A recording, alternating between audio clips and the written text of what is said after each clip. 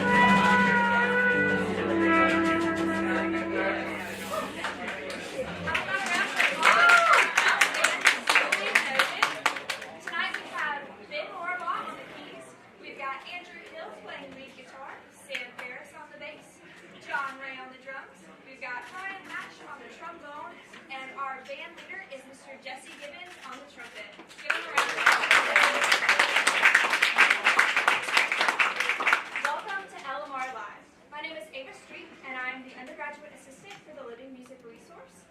And tonight we are so excited to have you all here live at the Chancellor's House Hotel in Oxford, Mississippi. We'd also like to extend a welcome to our viewers at Nutt Auditorium at the University of Mississippi and to all of our viewers at home. We're so excited to have you all here with us tonight. So tonight we want you to engage with us. We want you to ask questions, to laugh, and to cheer during the show. And viewers at home, we would like you guys to submit questions via Facebook or Instagram. Tonight we have quite the show for you, and our mission here at the Living Music Resource is the expansion and innovation of education through musical experiences. So tonight, we ask you to join us as we make Oxford the definitive portal for a 21st century approach to music education. So without further ado, help me in welcoming our host and creator of the Living Music Resource, Miss Nancy Maria Balach.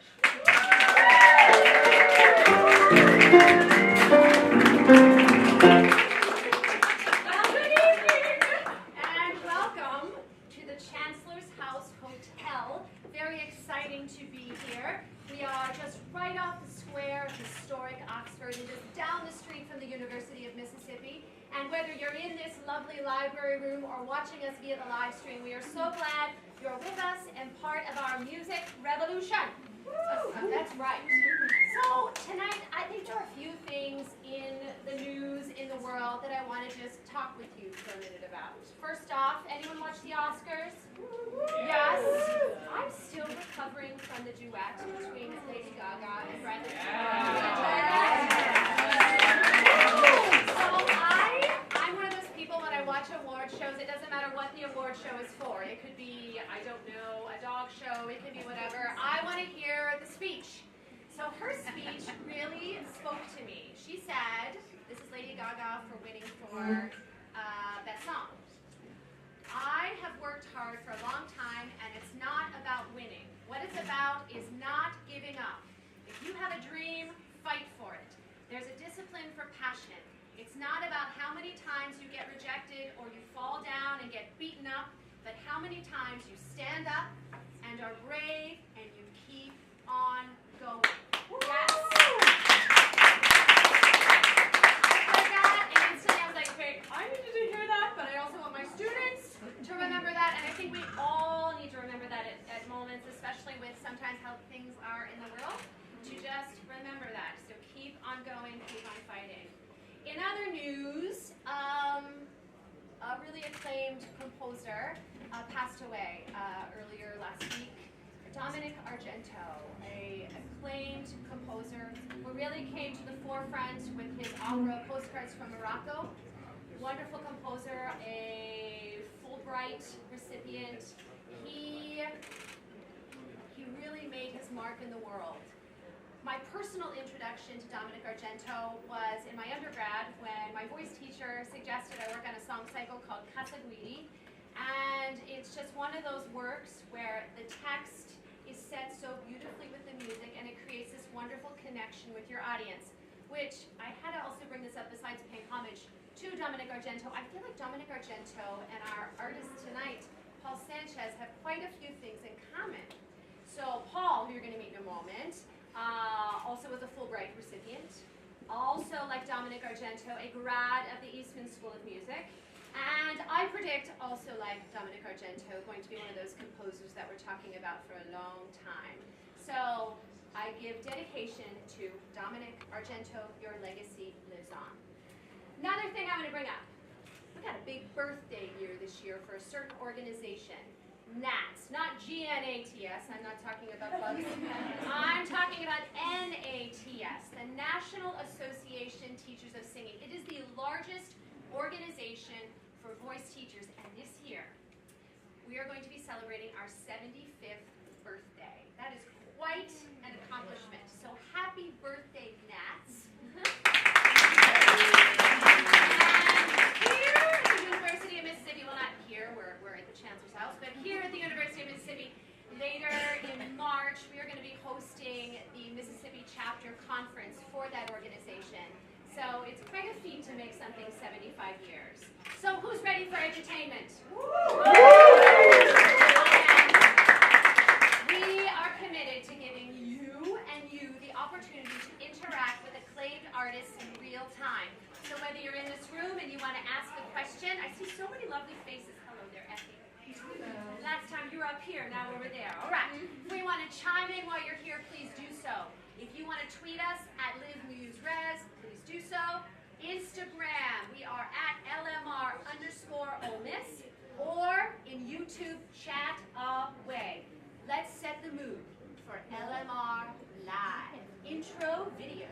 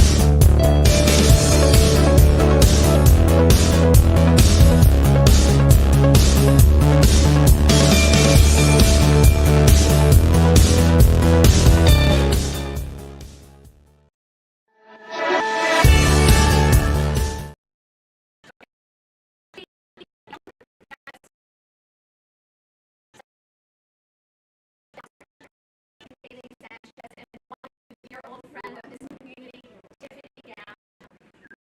Start with Mr. Paul Sanchez. Who is Paul? First off, as I said, there's a lot in common with Dominic Argento, which I really like. He has concertized in North America and Europe and has appeared on CBS national television and in radio broadcasts nationwide.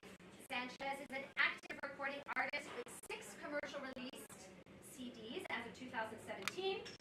His song cycle, The Journey, has been described as, now listen, a magnificent achievement, a work of great innovation and hypnotic effect, impossible to walk away from unmoved.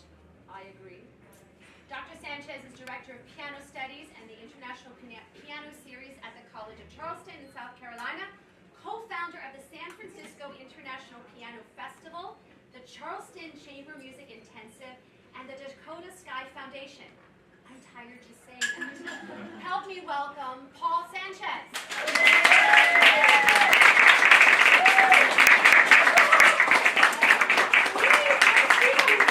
Cozy sofa. I mean, this is a lovely room, isn't it? This is lovely. Wow, beautiful.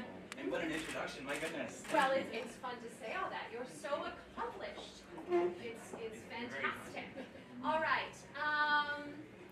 I'm going to ask the obvious question first.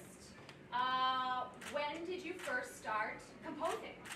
I started composing when I was 2, actually. So there were, I was in little music classes, and I started learning how to sort of notate things pretty early. I don't think they're very good, but my mother saved some. In fact, there was one that was called, get this, Bats in a Cave. Very descriptive. Very descriptive. I can imagine it. I still like the sort of nocturnal feel of certain themes, so I think that carried through a little bit in later works. But yeah, it was an early start. Around age 2. Yeah. Age 2. I'm trying to think. At age 2, I guess I was singing and dancing around, but I certainly wasn't composing. But I like that title. When did you decide that you really wanted to work on the piano? That was going to be your main instrument? So at age 4, I started taking piano lessons, and then really got serious a bit later on. When I was 15, I started working with Tomasz at the Clyburn Institute, and he demanded a lot, and I needed that sort of encouragement. Right? So yeah, absolutely, and he was life-changing in my development. So that was really thanks to him when I was 15. I met a lot of wonderful people at the same time, both faculty members like Jose Figali, who became a mentor of mine, and classmates that I sort of grew up with that then we kept in touch over the years. I think of Adam Volka, for example, who's a wonderful pianist and also conductor. These ties that we form when we're young and then they continue on. It is amazing how those early formative years are so significant. And I tell my students all the time, sometimes you don't realize the people you encounter encounter how profound their role is going to be in your life. But this seems to be a common theme with our guests, that it really plays a factor. So I don't know you that well, but and I'm jumping to a stereotype a little bit. I mean, pianists have to hole up a bit, right? And practice a lot alone. Absolutely. But you're such a people person. So did the idea? I mean, I think he is. Don't you get a warm fuzzy feeling from Paul? I do. Warm and fuzzy. And so, did you decide early on to do a lot of collaborative work, or was it a lot of solo work? How did that venture occur? Because if you're a solo pianist, you do spend a lot of time alone. If you're a collaborative pianist, you're interacting and working with lots of other artists. Right. So I remember Daniel Barenboim saying that being a solo pianist is a very narcissistic process, and I think that's true because you have to spend all this time alone, and I did. Yeah. And it's very lonely, right? But we do it, and it's okay. Yeah. But I think you're right. That's why I love collaborative work. And so one of my favorite things in the world is to work with singers and really good singers. So like I'm so excited to perform with you on Saturday. It's going to be amazing. And that's another thing you have in common with Dominic Argento, because I mean, he so much works for the voice. That's right. And so that was a big part of it. And then also we've actually formed a group of pianists that work together, which is kind of interesting. So a good friend of mine, Jeff Ledour, came up with the idea to form a group called the New Piano Club. And so we formed a group of 10 pianists that really support one another. And the idea is that it's a supportive group instead of a scarcity mentality, right? So everybody's sort of coming together. Everybody has their own specialty, but he was sort of the brainchild behind the San Francisco Piano Festival and all of those big projects. So Jeff is another solo pianist who works with a lot of them. All right, I have a question from Lily. I want to jump into this you as the composer, because I'm really curious about if you have a ritual for writing your music, and what Lily wants to know, are there certain conditions or necessities that have to be in your environment when composing? There aren't any necessities in the environment. I think the necessity for me is that I need to be able to focus. Okay. I really need to be able to focus, and of course that's easiest when you're in a quiet place and there aren't so many distractions, at least for me. But, for example, in Horizon, which is a song cycle that we'll hear a little bit of on Saturday, one of the songs was written entirely on an airplane ride. Really? Yeah, it was just a flight, and that was it. I remember several composing sessions in basement practice rooms at Easton. But my favorite place to compose is at home, when I'm sort of just on my own and it's quiet and peaceful and I've got some time to focus. So I would say absolutely the most important thing is that you are comfortable, right? Right. Absolutely. So do you find more of your writing comes from within or inspiration, or does it happen when you're commissioned to write? Both, yeah. So because the commissioning pays the bills. Right. So, for example, Nancy Maria and I are going to be performing a song cycle with clarinet, which is really going to be fun. I can't wait to play with you. That was a commission, and that was really interesting because the commission was a very open-ended, but it had to include clarinet because it was commissioned by a clarinetist, Juin Chen. And Juin told me that I could do anything, but it had to have some connection with China. And so I thought, well, let me start reading some Chinese poetry. So I got a big anthology of Chinese poems that went back to sort of the earliest recorded Chinese poetry, which is thousands of years old, and it's just wonderful. And read the entire anthology a couple of times, and then met a Shakespeare scholar who's fluent in Chinese Okay. and loves poems of China. Exactly. And That's so sweet. I thought this is an amazing connection. So I said, would you be willing to write some new translations of some Chinese poetry? Absolutely. So we chose to do 3 poems of each child. She was an amazing poet from the 11th century, and her work miraculously survived. And so Luke Taylor, Dr. Luke Taylor, created 3 new translations of some of her poems from the 11th century. And we're going to be performing them on Saturday, which is great. So I'm excited about that. And I have to admit, prior to learning the music, I really had not studied that poetry. So it gave great reason to broaden my scope and my horizons. So I'm curious, when you're writing, is it the text that dominates the journey? Like when you were on that airplane, was it the tune first? Was it the text, or does it just depend? It's always text-driven. Always. Absolutely always text-driven from the very first moment. So I spend a lot of time with text before I ever set pen to paper. And I try not to let myself start imagining sound until I really feel like I'm deep into the poetry. So it takes a lot of time usually for me to start. So that deep in the poetry, is it just reading it and thinking it? Is it actually speaking it and the actual vowel sounds and consonants that create the beat? Mm-hmm. How does that process All of the work? above. All of the above. So living with the poetry, you start discovering things about the structure of the poetry that maybe aren't apparent, at least to me, on first glance. And that, of course, can influence the structure of the song that you're setting, right? That can create an architecture for the song. On a smaller scale, you mentioned speech patterns, right? Those, of course, can influence the setting of the text rhythmically. And I tend to write in a way that it sort of mimics speech pattern rhythms. Not everybody does, but I like that sort of idea. So absolutely everything is text-driven, including very fundamental, basic structural details from the very beginning. Fantastic, fantastic.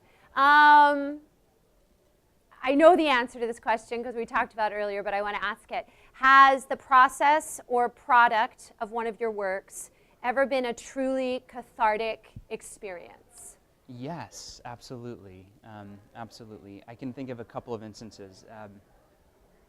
The one that I'll mention is actually with a song cycle called Horizon. And Horizon was a song cycle that I based on 10 poems of a dear friend of mine who had passed away. And they were really poems that I felt were representative of who he was as a person, and they were sort of a gift back to the people that loved him in a way. And so I felt like that was a nice way to honor his memory, but also it was something that I needed to do to sort of have that cathartic experience. Have that healing process for you. Wow. Absolutely. Wow. Are you ever in search of your song? What I mean by that is, do you ever reach a stumbling block? I mean, when I'm personally working on music, and I don't know other folks, instrumentalists, where you have like a stumbling block. It's like, I just can't have this breakthrough. Does that happen in your output, and how do you handle that? What do you do? Absolutely, absolutely. It just takes time and perseverance and sort of commitment to seeing it through. And also, for me, it's a matter of realizing that I can't force it. I can't force it. It will happen when it happens, but it takes a lot of work.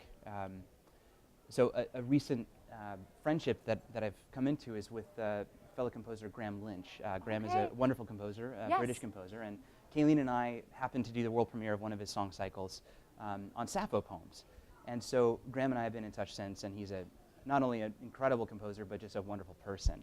And so I've learned a lot just from speaking with him, and you know, he mentioned actually that for him, that process of getting through maybe just a couple of measures, that might take longer than a large chunk of music, but that's okay, you know. And so really, he encouraged me, just keep going, you know. It'll happen.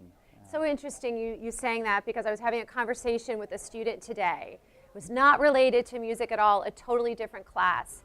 And I think we tend to be so deadline oriented and product oriented that we sometimes forget it just takes time. And I said to the student, you know, your teacher has a deadline for you and you're aiming for that, but it may not happen in their timetable, and that's okay. Yep. That's okay. If it takes you a little longer and you eventually get there, it's all right. And I think we can all remember that in anything in life, not just music. But I like hearing it from the composer's standpoint. Absolutely.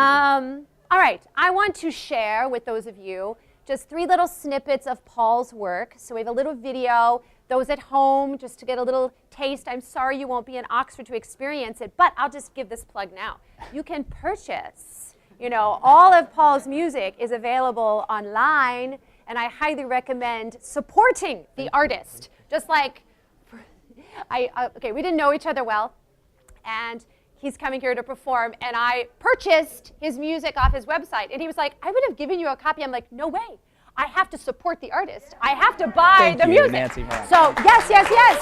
So I suggest you check out all of his work. But we're going to just do 3 little snippets here. We'll watch, and then we'll talk a bit. You don't even know what I'm pulling up here. So here we go. Let's go to the video of Paul Sanchez.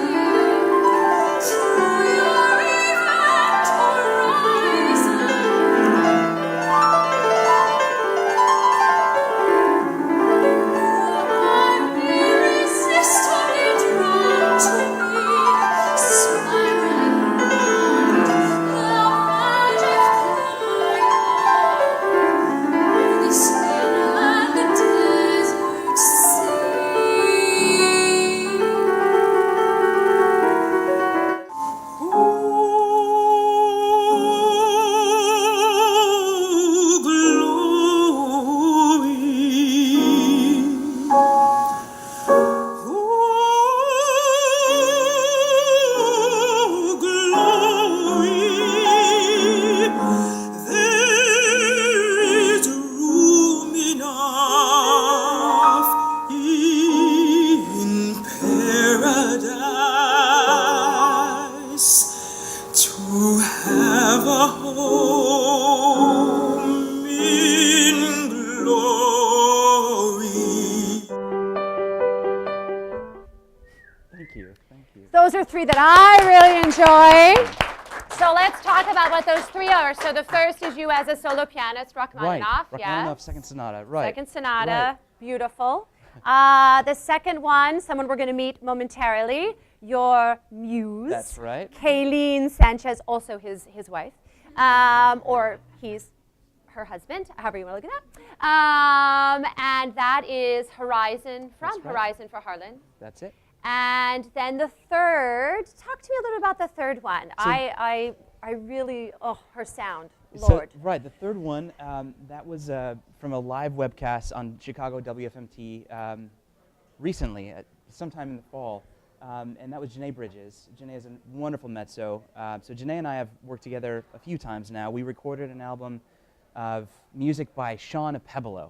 Sean is a wonderful composer. The album also featured Will Liverman, who's a baritone, and some other wonderful musicians as well. We recorded album 1 in 2014. We're doing album 2 right now. Oh, and they're neat. all spirituals composed by Sean. So Sean Apebolo, incredible composer. So Will you Janae, come back and do that concert here? Absolutely. Yeah, What let's do you do think? it. Have Let's him do back it. for That'd that? be great. Yes. Perfect. All right. It's been said out in the We're world. in. He said yes. All right. We're in. Sounds All great. right. So Janae asked me if I would do this live webcast with her, and so we did "Oh Glory," which is one of Sean's spirituals, and so yeah, it's been fun. And Janae is a wonderful mezzo. Beautiful. I'm sure you know her, but yeah. Beautiful. Beautiful. Thank you. Well, I think it's time to bring out. I love calling her the Muse. If anyone wants to hashtag the Muse, I'm great with it on Twitter. I think it should be everywhere. All right, who is Kayleen Sanchez? Praised for her, quote, perfect voice, pure and unshakably direct in delivery. I wish someone would say that about me. All right. She is an actor, performer, recording artist, and pedagogue. She is a founding member of a lute song duo that is performed all over. They've been broadcast in Rochester, New York, South Dakota Public Broadcasting, and Arizona PBS. Kayleen received her bachelor's and master's degree from the Eastman School of Music. She is on the voice faculty of the College of Charleston in Charleston, South Carolina. And I think she's pretty awesome. Help me welcome Kayleen. Yeah. I think you two know each other. A dynamic duo. So first off, I think I want to know, how'd y'all meet? Well, so we met at the Eastman School of Music. We were assigned to work with, I had another pianist, Paul had another singer. It just kind of, Someone goofed. it wasn't really working out. And so a friend, a mutual friend, Jeff Lador, who I mentioned earlier. Jeff Lador, asked Paul, hey, don't you need a singer? And hey, don't you need a pianist? And maybe you guys should work together. So I always love that we have our first day that we met in the books because it's in our emails about our first rehearsal, which was January 27th, 2009. And we met in a basement practice room. Very romantic. Oh, yes. Very well, romantic. you must know what we first rehearsed together. C'est l'Extase by WC. All right. And I got out of that rehearsal, and I immediately called my mother and said, oh my gosh, this is the best pianist I've ever worked with. And the rest is history. The rest is history. Aww. I got the better end of that deal. We'll put that. I think it's even Steven. Yes. So I want to talk about the Sappho. Yeah. So the Sappho poetry, when that came your way, will you share with everybody and how that sort of meshed with the relationship with Kayleen? Absolutely. So I had been searching for some fresh inspiration, and this was something that I wanted to explore, something I'd never explored before. So I started looking at Greek lyric poetry, and I found a book of translations by Sharad Santos. Sherrod, or Rod, is an amazing American poet who writes his own poetry but also does translations. So I found a book of his and started reading it, and I fell in love with his work, particularly his Sappho translation. So I thought, my goodness, this is amazing, and I didn't know Sappho at that time, and this was, I think, the week before I met Kayleen. And so Sappho and that amazing poetry in English translation by Sherrod Santos and Kayleen came into my life simultaneously, and it was perfect match. So this was all love poetry by Sappho. And I started setting the poetry, and maybe halfway through the song cycle, I realized that I was writing it for Kayleen. I didn't know it at the beginning. Aww, isn't that romantic? So I've already forgotten about the practice room. the practice room, right. So, what ended up happening is that I decided that, this was before I proposed, but I decided this was going to be my wedding present for Kayleen. So you asked if I ever got a roadblock. Yes. So the Sappho cycle is 6 songs.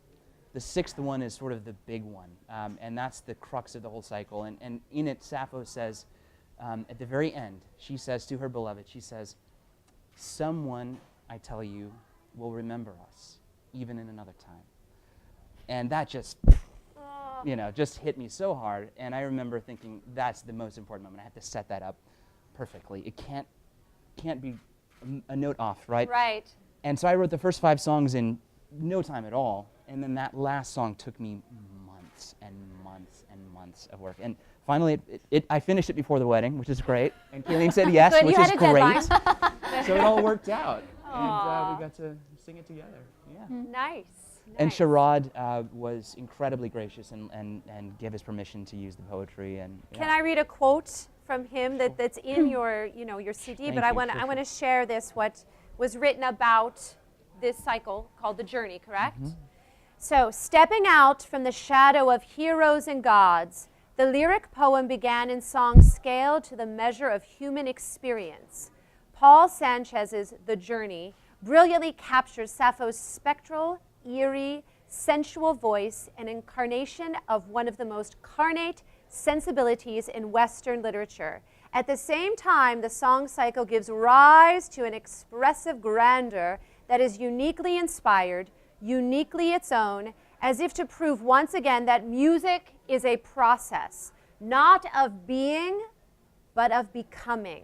This is a magnificent achievement, a work of great innovation and hypnotic effect, impossible to walk away from unmoved.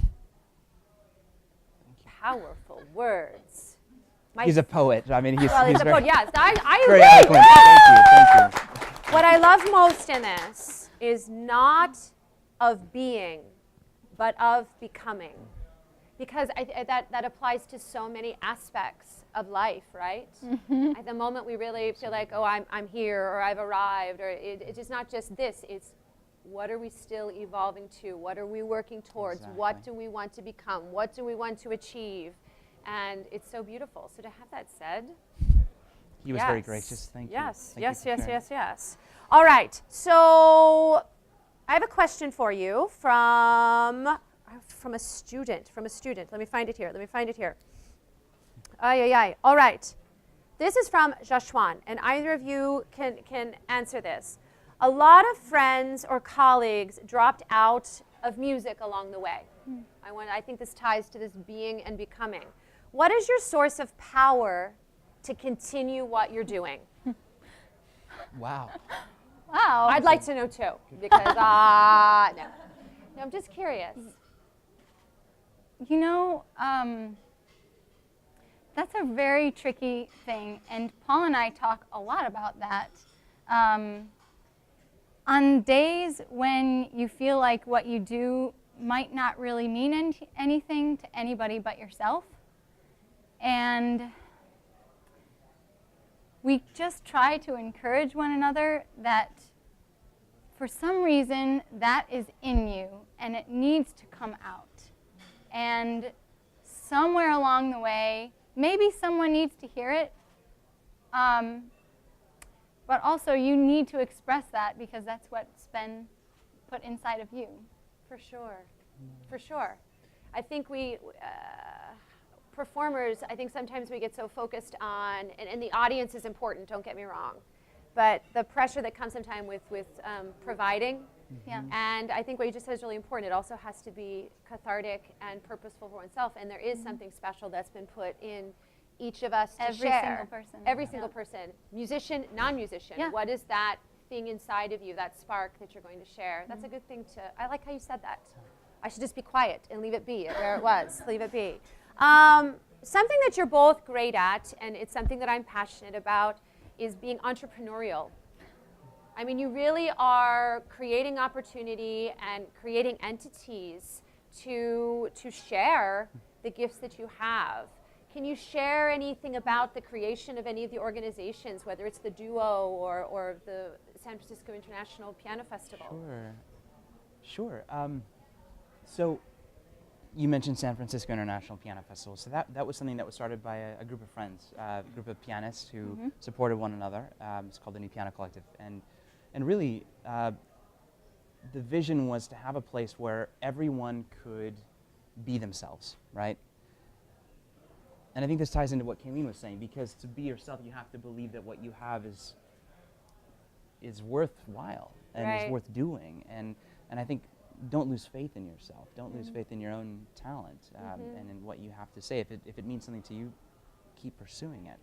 And so Jeff Ledour, who is the artistic director of that festival, really has enabled everyone in the collective, all of the 10 pianists, to do what they do and be free about it. So when I go to the festival, mostly what I do is my own music or new music of other composers. And I love doing that. That's really my passion right now is that.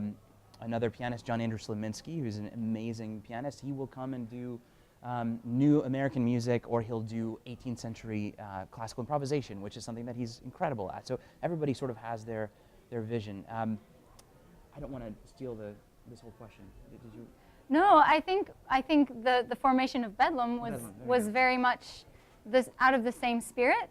I had been out of school for about a year and was really wanting to do early music and find opportunities to sing songs from the Baroque period and from the Renaissance period. And we had moved away, I didn't know anyone, and Paul reminded me of this fantastic lutenist that I had played with in my undergrad and master's degree, Loudon Schuett.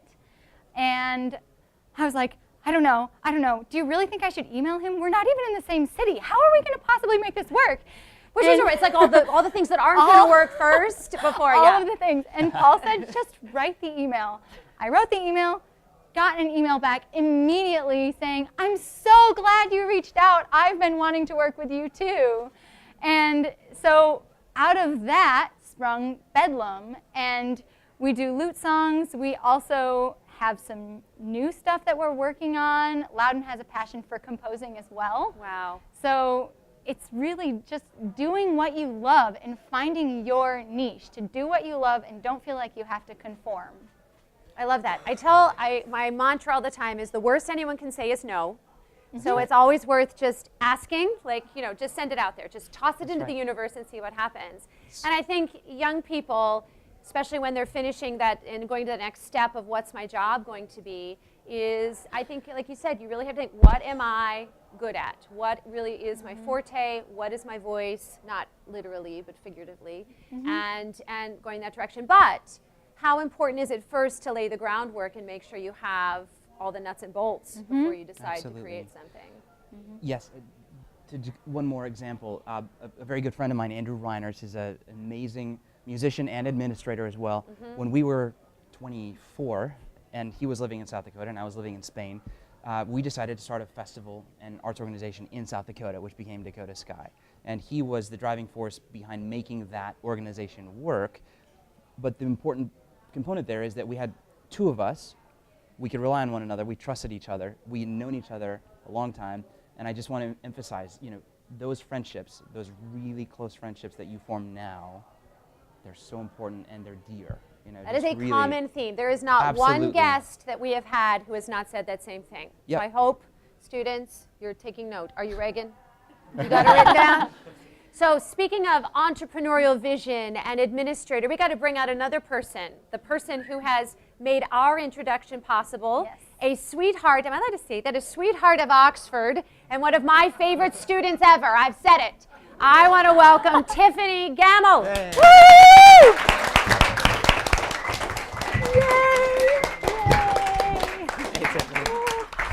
Hugs. So, Tiffany is a fantastic singer and performer, and you've had the entrepreneurial gene from the get-go. I mean, you really did. We're going to talk about remember your group here that you did on Thacker and all sorts of things. But now you have your position at the College of Charleston in arts administration. You're doing it all. How is it to be back in Oxford? Wonderful. Wonderful? It's so great. Yeah, it's home. It is home. It feels really good to come home. Well, good. Well, good. So I mentioned I remember when you were starting your wait, I just drawing a blank on the name of the group. De Vier de Sangen. Yes. Say it again for the crowd. De Vier de Sangen. It basically stands for Two Girls Sangen because we were in Mississippi. Is that not clever? It's not clever. And I'm trying to think, what year was it that you all formed that? 2011. So it was right as I finished my master's degree. Pretty neat. Pretty neat. Yeah. And now you're in Charleston and performing there. I am doing cabaret and jazz around town. Yeah. Pretty cool. Well, a student had a question for you. This is from Ava Street.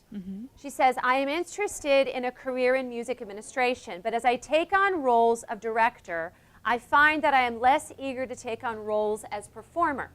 How do you balance administration and performance? In what ways do you keep the spark alive and renew your joy in performing? Wow, that is a really good question. Good question, Yay, Ava. Wow, the crux of my life, actually. Thank you. I think it kind of boils down to how important is it to you to keep performing? How important is it to keep that spark alive? And so you can get really stuck into the administration side of things. You can start to feel less creative.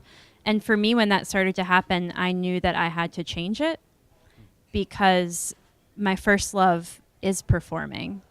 And I found this great niche with managing and administration, and I found that somehow I was really good at it, but that I still needed to be singing. And so I was able to find in Charleston a family to let me do that, and supportive friends to come and see me, you know. And I think something important you said is that you had to make it happen. Yeah.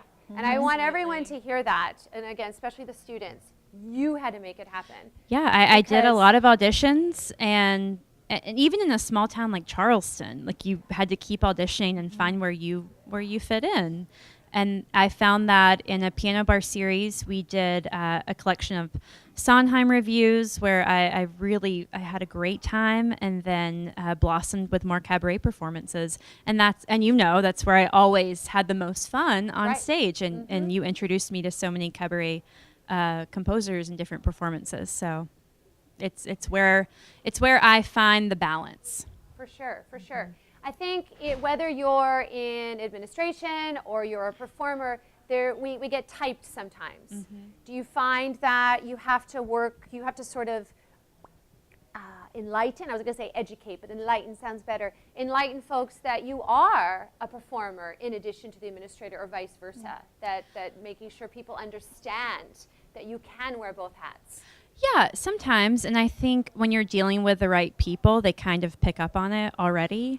And Paul can speak to this, and Kayleen, we deal with so many different artists, and whenever they find out you're a musician, there is a different level of respect that comes with your interaction, and I don't know if that means that you can just relate on a deeper level, but I believe that being a musician has helped me with the administrative side of things. Absolutely. I mean, have you all worked for organizations where the person steering the ship really doesn't know anything about the arts, and it's like, or it's like, it can be frustrating. You definitely want someone.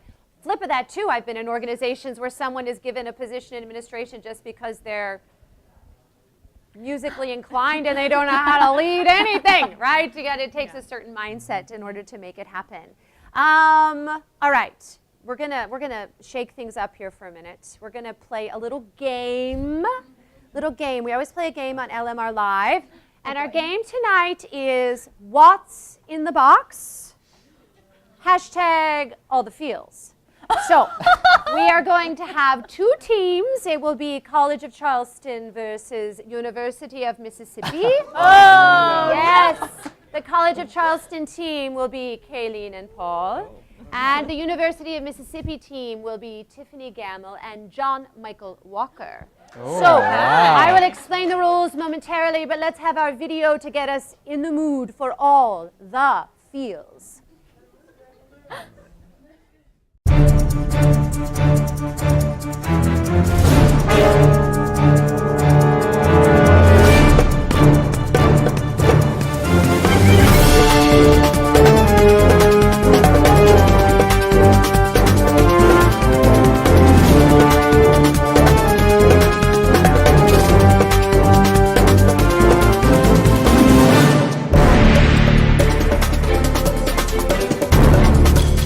Oh no, don't tell me that.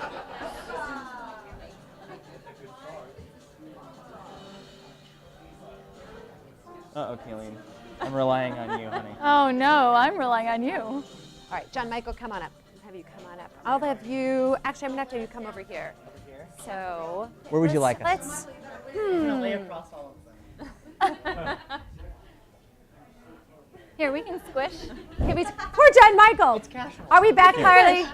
Squish. All right, we are go. back. All right. So we are doing all the We're very thin. feels. So the way we're going to, oh, look how cozy y'all Very are. cozy. Look how cute. We I might diet. Just come lay across you. So we're going to do an example so we can just try this out. Okay. May I please All right. have our Vanna White come out, please? Yes. So I'm going to pretend I'm the guest, and that I'm the guesser. We're going to turn you sideways so they can see for a moment. So all of these items in the box have to do with composer Paul Sanchez or Charleston.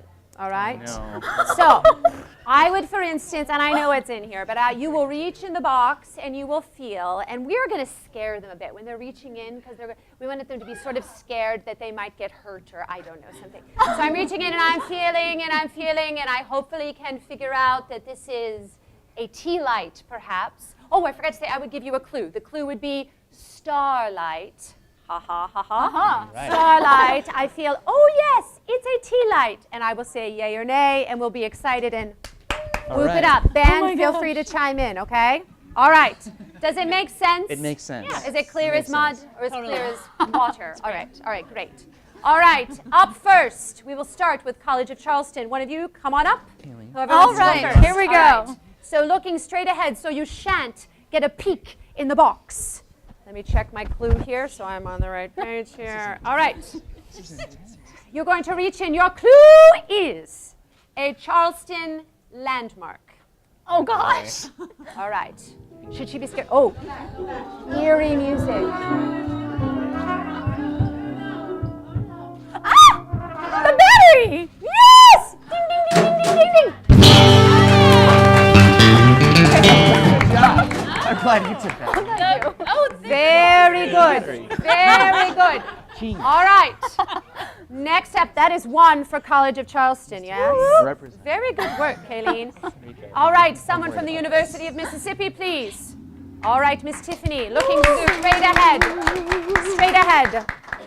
Reaching in. Your clue is dreaming. Yes. I like it, Jesse. Keep it coming. An eye mask? Yes! Very good. Very good. All right. Nice We've got job. stiff competition. So you guys got to scare them a little bit, all right? Can I count on you, Catherine? Oh, this one's funny. Okay, who's up next? Oh, it's this Oh, guy. you're Paul. Come All on. right. Wish me luck. The next one, looking straight forward, please, is This sounds bad.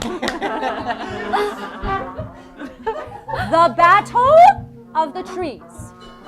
Oh, All right. in you go.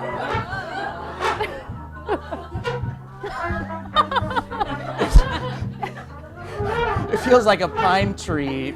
Yes! Yeah. Very good. Amazing. Wow. Good. The Battle of the Trees. Perfect. I did it. That was scary.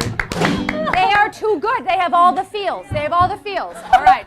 I'm liking this band mood music. You guys are doing great. All right. John Michael Walker, how you feeling? Feeling scared. All right. You feeling? Do we need to do the hotty toddy cheer? Are you there good? any hamsters in Charleston? It's gonna be hamsters. Yeah, we'll make sure you get the hamster. All right. Looking straight ahead. Okay. Your clue is by the fireside. Is it hot? By the fireside. It might be. Is it a? What? By the fireside? Oh, matches. Yes! Very good. You're up. Oh, wait. Good job. Okay! It's getting good. I'm going to let the crowd see this one before we go. Getting good. Getting good. Oh, wait. Okay. It's you. Oh, that's such an evil laugh. I love it. All right. Next up. Who's up? Wait. Are we starting Sorry, over? Kayleen, Oh my you're up. gosh. All right. This is. Oh gosh. It's getting tense. Oh my gosh. Okay, your clue is Spanish influence. It's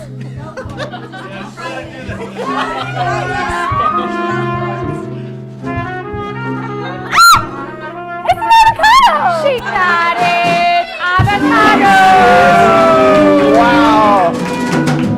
Good job. Hey, the team came up with this and it is spectacular. I wasn't sure at first, but That's hilarious. this one's good. This was one of my favorites. All right, this one's really good. Who's up? Tiffany. All right.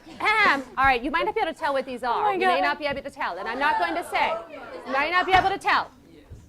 All right, your clue is. Wait, I think it is. Oh, wait, it is. Okay, wait. Why can't I find my clue? All right.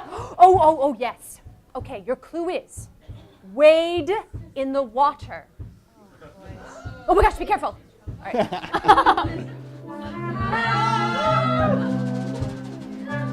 Tide Pods? Tide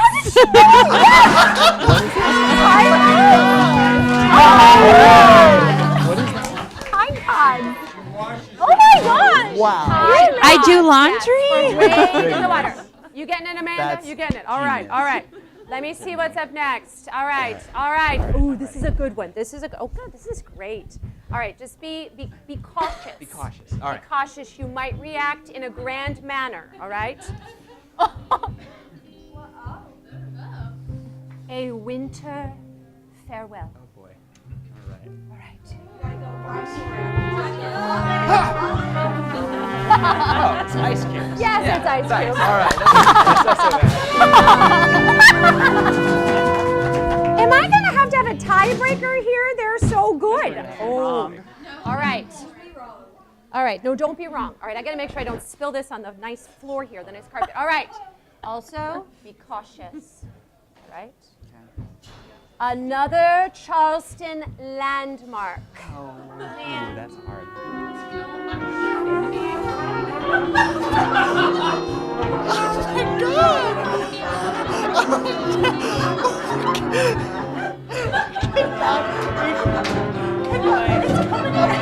Go in the microphone. It's coming apart. I could not even begin. Is it cranberry sauce? All right, John Michael, you retract for a second and let your partner come up since she may know better. My hand is soaking wet. A Charleston, I'll give you a clue. Fountain. Yes. Oh, thank you. Very nice. All right. So slimy. That all of them? That's all of them. We tied. Woo! That's fine. We have people on both sides. I should have. Oh wait! Don't leave yet, John Michael. Don't leave yet, John Michael. So I cheated a little bit, letting Tiffany come up, but it's not necessarily who wins. The team I was the Team handicap. effort. Yeah. Is that not a cool game that they came a up great with? game. It's a great game. Let's whoop it up for the dream team. And the band. All right. So I'm going to put you on the spot, John Michael. Goodness. Putting you on the spot. So, as a student and hearing the things that these artists are talking about, are there any questions that come to your mind or any thoughts? So I have Miss Balach for a diction class, not addiction class, for a diction class. Stress in a word is important. Yes, it's so important. And we rarely stay on diction for the entire class. I'm always asking her for just life advice and random anythings. And it's honestly hard whenever you're on the spot to think of something. No. But I would say that my thing is one of my biggest worries always whenever I'm working with a professor is how do you balance trying to do well and also not trying too hard? Because I think it often turns into trying to please Trying to the please. professor instead of what the actual content is that one is trying to learn. Yeah. I think it's hard. And that, I'll speak for myself, it never goes away, for me at least. I have to keep that in check, even in professional situations when you're wanting to please the director or please the conductor or please the composer, please your audience. But I'm curious what y'all have to say. It's a great question. Yeah. So I think if there's any silence, it's not because we don't want to answer. It's a big Yeah. question. Yeah, I think. Well, we were doing a coaching today, actually, Yes. on some songs, and I believe it was. Well, I don't remember which. It doesn't matter. But one of the moments, one of the students was actually doing a beautiful diminuendo, but she was the sound sort of started getting a little bit difficult for her in terms of production. Right. And I said, look, it's okay to sing it. Like, just sing it. It's really okay. And I think that was a little bit freeing for her because she saw that diminuendo sign and she thought, I really have to pull back. Yeah. Yeah. And so I loved the detail-orientedness of that, and I loved the effort and that she noticed that, right? But you have to own it and make it yours, right? And make it meaningful to you. And I think for my own students as well, I always want them to be focusing on those details, but I also need them to be comfortable in their own skin. Right. Be their own artist. Be their own artist, not leave your soul at the door, Right. right? You have to own it, and if it doesn't mean something to you, then your teacher's not really going to be able to help you too much anyway, Right. except for pointing out simple things. So I Right. think absolutely just owning it and, be yourself, be true to yourself, right? Yeah. John Michael's a Great great student. I'm by the sure way. you are, He's a based on the fantastic question. student. Yeah. I bribed her to say that. What do you think? What'd you say? I said, I bribed you to say that, yeah. What would you say, Tiffany? I think so much of it comes in preparation, and I think I learned that the hard way in college, maybe from showing up and maybe not being as prepared as I should have been, and then in turn, was trying way too hard and didn't have my building blocks in order. And I think that's where it comes from. Once you're prepared, then the artistry can start, and you can really build on something. And I think if you come into a practice room or you come into a lesson and you're as prepared as you absolutely can be, really, that's when the music can happen. And you can kind of take the stress out of it and just create. Definitely. That's so well put. So well put. Thank you. Well, thank you, John Michael. Thank you I for appreciate having you me, letting- Miss and Leslie, Balach. Thank you for letting me put you on the spot. So Anytime. thank you, John Michael. So I have so many people to thank for this whole experience. I want to thank our Secret Salon Society folks, our audience via the web, the College of Liberal Arts, the Department of Music, Amanda Fleiflet, the Inn at Ole Miss, the Yakima Batava Arts Council, and the Chancellor's House Hotel. Let's start there. I want to thank and shout out to the LMR Dream Team students and our band. These students are amazing. And And it is a gift to get to work with them, and it's a brilliant moment. I mean, it's so beautiful seeing current student with former students sitting on the same couch. It's exciting. So the current students that are working on this project are Carly on the camera. We have Jessie, our band leader. Caitlin, visual coordinator. Ava, live stream technician. And Haley back there as our sound technician. These students are really learning skills that are going to make them more marketable in a 21st century world of music, so they can develop what their specialty is going to be, so they can go out in the world and make a difference and make money. I want to thank our guests, Paul, Kayleen, and Tiffany. I hope that if you are in Oxford, you will come to Nutt Auditorium tomorrow, 1 o'clock, for a master class where they will work with 3 of our students, and then Saturday night, 7:30 p.m., free concert in Nutt Auditorium. All 3 of these amazing people are performing, as well as my colleague Bradley Robinson, colleague Michael Rowlett. It's going to be a wonderful evening of faculty, guests, students. It's going to be spectacular, and as that quote said, I promise you will not be able to leave unmoved. You are going to be moved.